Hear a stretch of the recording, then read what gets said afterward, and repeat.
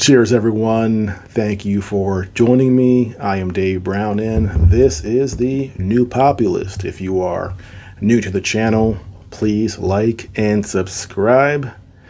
Well, earlier today, I am scrolling through Twitter, and I don't know why I do that, because when I do that, I just get so annoyed. I see so many idiotic statements from some of our favorite people in Congress, Adam Kinzinger being the one that really gets under my skin.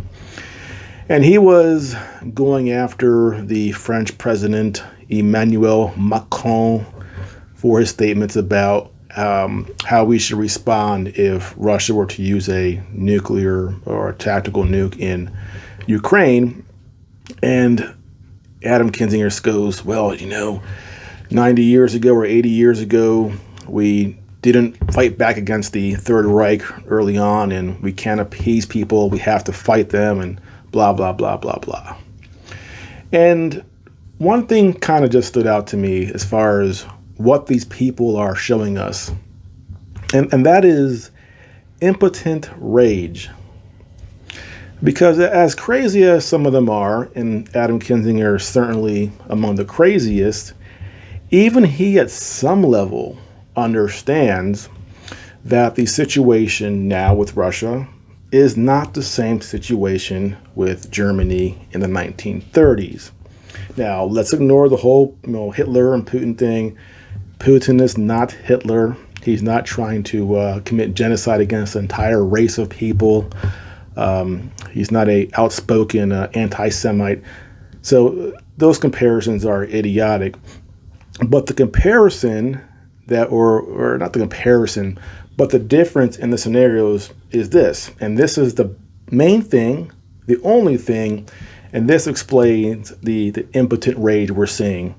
And that is this.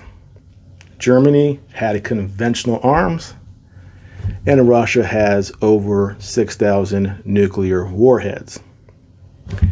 That right there makes the two scenarios completely different, and they cannot be treated the same way. And these maniacs, Bill Kristol, Max Boot, Kinzinger, Cheney, even as ridiculous as they are, they know at some level we can only go so far. So they're angry, they're enraged, and they fall back to this position of hoping that maybe if we put up enough pressure on Russia, that we can convince the Russian people to get their pitchforks, run into the Kremlin, and grab old Vladimir Putin and hang him by his neck, which of course will never happen. It's funny when you look at the approval rating for Putin, it's around 70%. And you compare it to your average Western leader, they would kill not for 70, but just 60% would be awesome. 70%? That's great. So we have this ridiculous idea, this notion that Putin is hated by his own people. Now, is there a segment of the population who doesn't like him? Absolutely. Does that make up a majority? Nope. Does that make up a significant minority that could take him out of power? Probably not. Putin is not going anywhere. And I've made this other comparison in other videos to Julius Caesar back in Roman times when he was stabbed by his fellow senators and thrown out of office. Well, Lindsey Graham, early in his conflict, said he hoped that Putin had this moment like Caesar where he would be overthrown by the people around him. But I like to look at the person that came after Caesar down the road, Octavian, who was known as Augustus I. He learned his lesson from Julius Caesar. He understood that for him to have power and to hold power, it was just as important to make sure that the senators, the people around him, liked him and were getting enough from him. That was just as important as the power he had within himself. Those people mattered, and he had to play that political game. Now, Putin has been in power for 20 years. I can assure you he plays that game very well. You last that long in that country, you need people on your side. You need allies. And that's what he has. Even someone like Saddam Hussein, who was a knucklehead, he wasn't overthrown by his own people. He stayed in power until the United States military rolled over the border of Kuwait into Iraq and blew the whole country apart. He stayed in power. And Putin is not going anywhere. So our neocons, our political class, they have this impotent rage. They know that we cannot directly confront Russia, and they know that Putin probably isn't going anywhere. So what do you do instead? You go on Twitter and you post a bunch of nonsense. That's what we're seeing. Just angry worms who can't get what they want, and they understand that in the long run, Russia probably wins, and so they are bitter. Very, very sad for them. Now, for someone like myself, I've understood from the beginning that Russia will win this conflict. And my position has always been, let's sit down and have a negotiation. And their stubbornness not to do this, again, is a symptom of this impotent rage. They don't want to even talk because they're so butthurt. They won't do it. Screw Putin, screw talking. We'll fight to the last Ukrainian, and we will. And when there's no more Ukrainians, then the war stops. Who does that help? Not Ukraine. It does hurt Russia because in order to fight Ukraine to the last Ukrainian, that will take blood and treasure. But for the United States, we will have blood Russia. We will have cost Russia men and money and weapons and all the things they use to fight this war. And we will have achieved our geopolitical goal of bleeding Russia. Although, in the long run, if Russia retains its territory in that part of Ukraine where they have the four new states, they, in the long run, might come out better for this.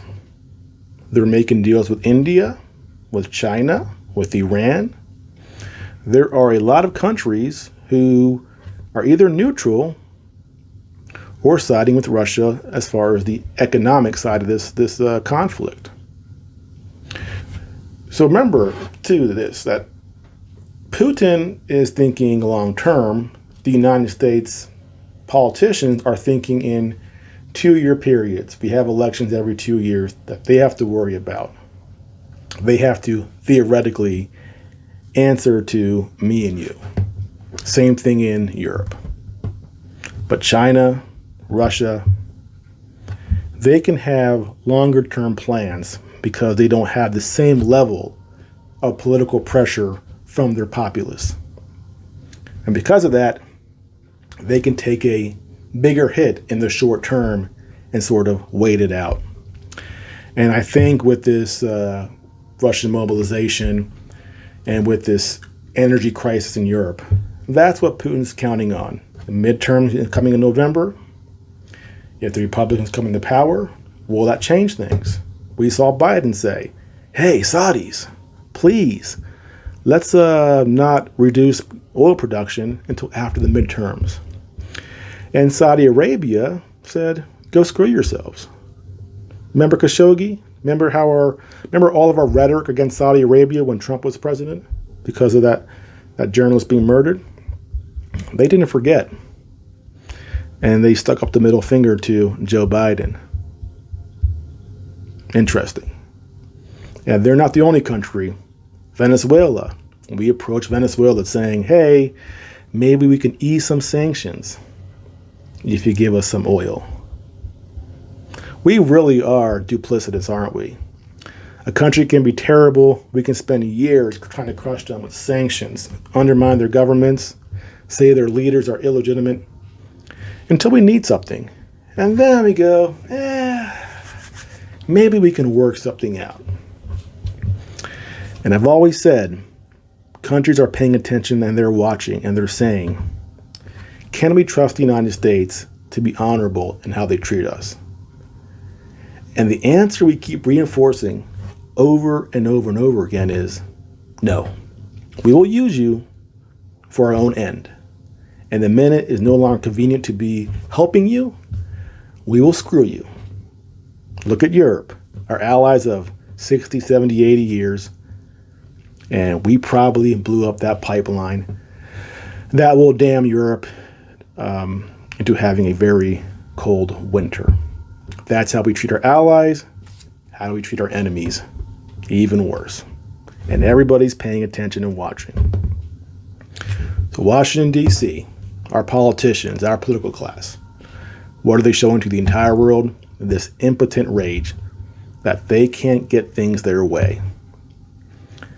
And hopefully, with the midterms, we have some better leadership that can hit the brake and maybe find a resolution that is not giving into Russia, but ending hostilities so we can go back to trying to repair the economy and our 8.4% inflation. That's where we should be focused on, not shipping weapons to Ukraine. So here's hoping. Am I optimistic? I am not, but maybe that can happen with a Republican Congress. Well, that's it for now. Again, if you are new to the channel, please like and subscribe. I'll see you next time.